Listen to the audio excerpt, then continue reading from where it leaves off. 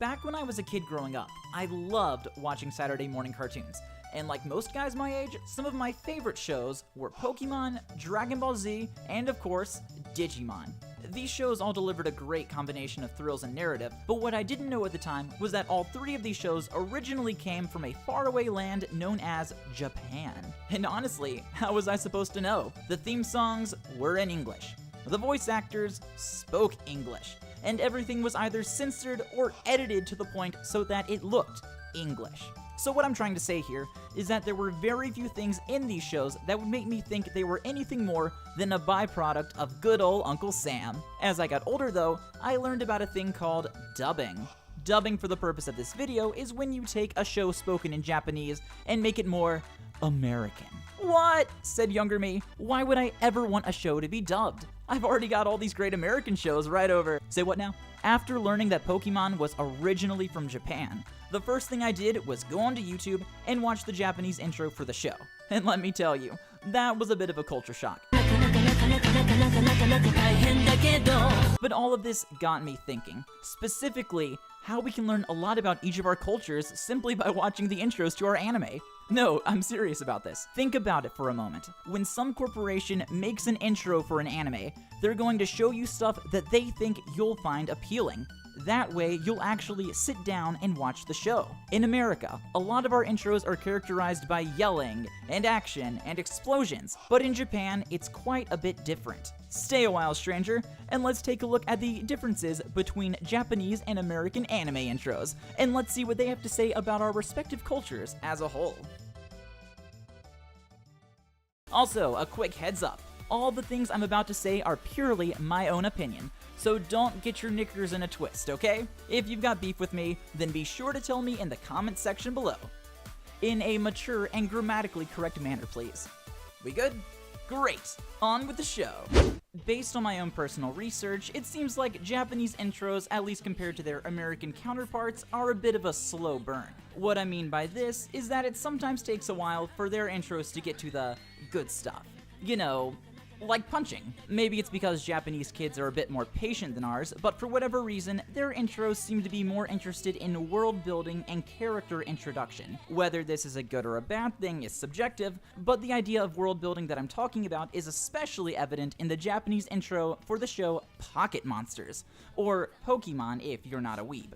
Anime intros, as I'm sure most of you know, usually have a runtime of anywhere between 60 to 90 seconds, and it is in this precious minute and a half that the show's creators are able to introduce their audience to the show and to make the people sitting in front of the TV think, huh, this show looks kinda cool. Why don't I commit the next half hour of my life to watching said thing? When it comes to Pokemon, the Japanese version decided to focus very heavily on the world building. Japanese Pokemans is so concerned with introducing you to the world that it spends a whopping 18 seconds of Ash either staring out at the horizon, running through the rain, or sleeping out under the stars. No Pokemon battles, no cute anime girls, just a boy and his yellow rat exploring this new and exciting world. In a word, I find this intro interesting. Now don't get the wrong idea. There are still lots of Pokemon and bits of action sprinkled throughout, but what if that isn't the point? As a watcher of the American Pokemon show, this next statement sounds like borderline blasphemy, but maybe, just maybe, the main point of Pokemon isn't the Pokemon battles. For a Japanese kid who's stuck in a crowded city for most of their life, maybe they just want to explore nature and make lots of friends along the way. Maybe for Japan, Pokemon was less of a power fantasy and more of an escape from the monotony of everyday life. Whoa, that analysis went a bit deeper than I was anticipating. We better take a break from all this existential stuff and head on over to America. Welcome to the US of A, where we don't have time to world build because squid monsters are attacking the city.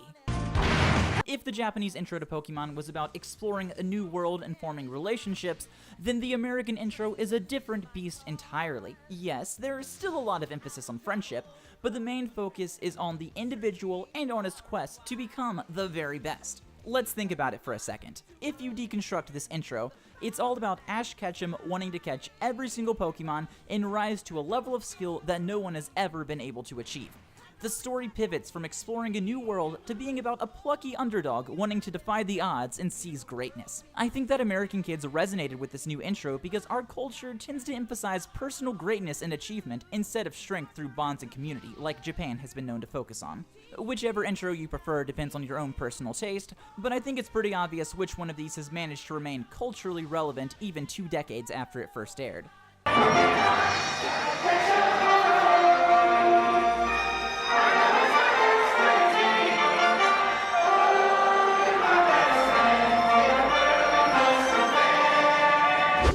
Real with you all for a moment. I have no idea what this show is about, at least after watching its Japanese intro. If you've seen Dragon Ball Z before, how would you describe the show to a newcomer? I think it would be different from person to person, but it would probably boil down to something like muscular dudes punching each other. Short, sweet, and to the point. This is an action show. It's about monkey dudes from outer space trying to save the world by punching the bad guys. So why then is a show that is about this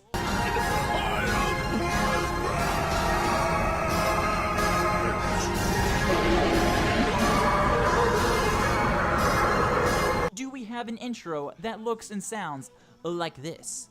I counted, and it takes about 40 seconds for any sort of conflict to show up in this intro, and it's not even that menacing. Ooh, robot hands, scary. And then after that, some blood falls from the sky and there's a giant monkey hanging out, and finally, there's an explosion at the end. Dragon Ball Z, ladies and gents. In all seriousness though, I find it interesting that in the entirety of this intro, not one character throws a single punch. Let that sink in for a second.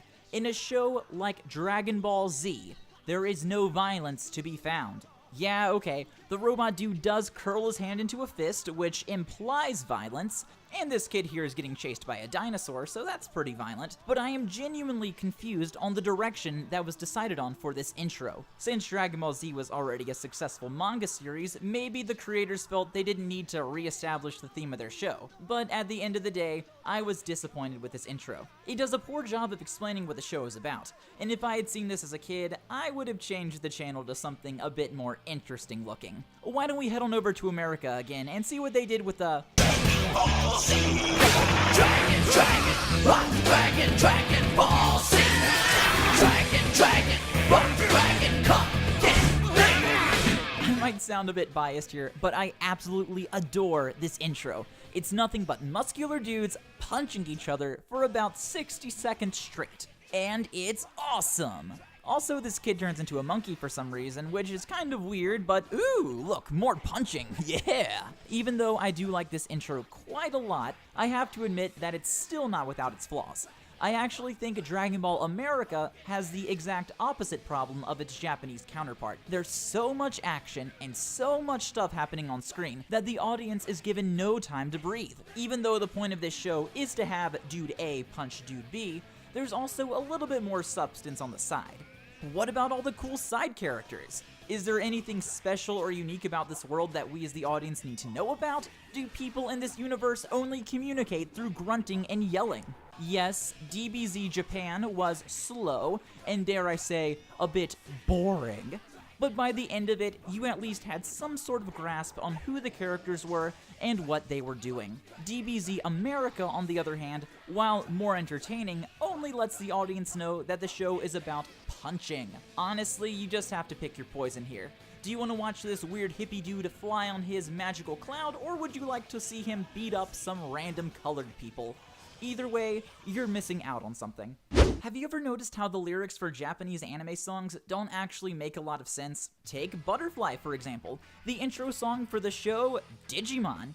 This show, in case you live under a rock, is about several young kids traveling to a digital world and battling evil alongside their Digimon friends. Butterfly, regardless of how pretty it sounds, has absolutely nothing to do with what's happening on screen. Let me read off a couple of the lyrics translated into English. I'll become a happy butterfly and ride on the glittering wind. I'll come to see you soon.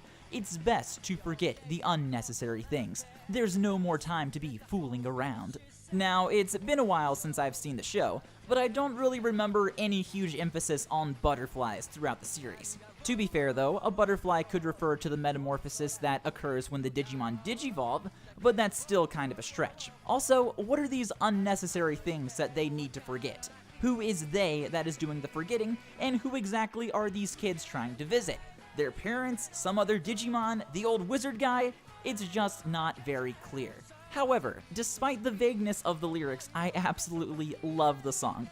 It's so catchy and upbeat, and that also affects the tone of the intro as a result. After spending my childhood watching the American intro for Digimon, I always subconsciously associated the show with more mature and grown-up themes, but we'll discuss that in a moment. When Butterfly in all its Japanese glory plays, you feel elation, happiness, and excitement. Sure, these kids might be stuck in a digital world full of monsters that are trying to kill them, but hey, it actually looks kind of fun, and they've got these really cool Digimon that want to be their friends, so it can't be all that bad, right? Like the other intros before it, Digimon has action and scary images throughout the intro, but it also places a larger emphasis on friendship and adventure. For example, this giant dinosaur monster just crashed through this mountain, but look how excited this kid is. He thinks this is the raddest thing ever. And yeah, this giant pterodactyl bird monster is kidnapping the girl with the baseball helmet, but she's having the time of her life. I'm starting to sound like a broken record here, but this intro is telling the audience that the point of the show is not the action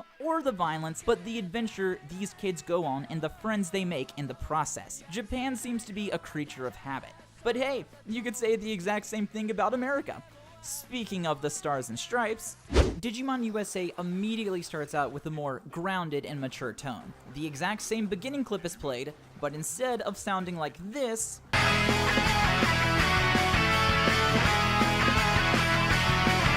it sounds a bit more like this.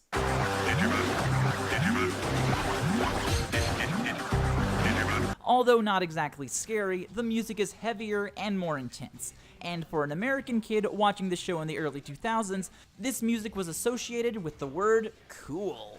I watched this intro at least 12 times trying to pick out some key differences between the two versions, and I found something very interesting. Check out this clip here. It shows all the Digimon when they've reached their champion forms, and they're doing some action shots for the camera. Nothing too interesting about that, but what is interesting is that this was one of the final clips played in the Japanese intro, while in the American version, it was one of the first. Now, why do you think that would be? I'm pretty sure it has something to do with positive first impressions. American Digimon, like every other anime on this list, knew that it was fighting an uphill battle when it came to marketing itself to the American youth. Let's be honest, a lot of anime is incredibly weird, and many people in the States would automatically write off the shows simply because they looked too different from what we're used to. I know some of you may be getting mad at me in the comments right now, but seriously, you Japanese folks sure do send us some weird stuff from time to time. So if you were in charge of selling the Digimon show to an American audience and you needed a surefire way to attract kids to the show, wouldn't it make sense for one of the first shots in the intro to be of a freaking T-Rex shooting fireballs out of its mouth?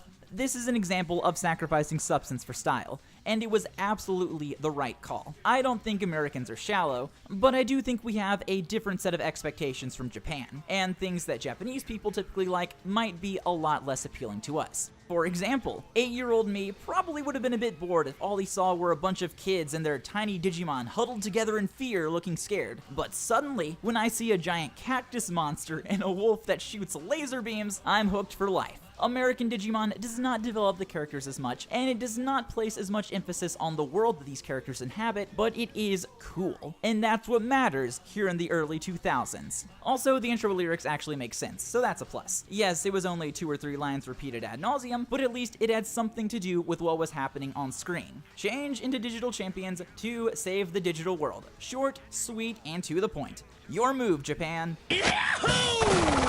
So ultimately, what did we learn from all of this? Well, for one thing, that I'm incredibly biased towards anything from America, but also that American and Japanese cultures tend to value very different things. Americans tend to focus on personal achievement, empowerment, and spectacle. We want to achieve greatness and look good while doing it. We are attracted to the belief that if we work hard enough, we can make a name for ourselves and change the world. Japan, on the other hand, tends to value the journey of life and the relationships you form on that journey. They desire the chance to experience something new, because their regular life might feel like a boring and monotonous grind by comparison. Sure, they enjoy action and spectacle too, but that's not their focus. They'd rather have friends by their side and travel the world than have the power to punch people really hard in the face. Of course, I've drawn all these conclusions from watching about 8 minutes of animated cartoon intros, so I doubt I have a complete grasp on the intricacies of each culture. If there had to be a cheesy moral to end this, it would be to like and subscribe. To remember that even if two people look at the exact same painting, they might both come away with some different viewpoint. Try and recognize that everyone looks at the world a little bit differently, but that doesn't mean we can't all still be friends and enjoy watching digital dinosaurs beat each other up for our amusement. That transcends all cultural barriers. Thanks for watching.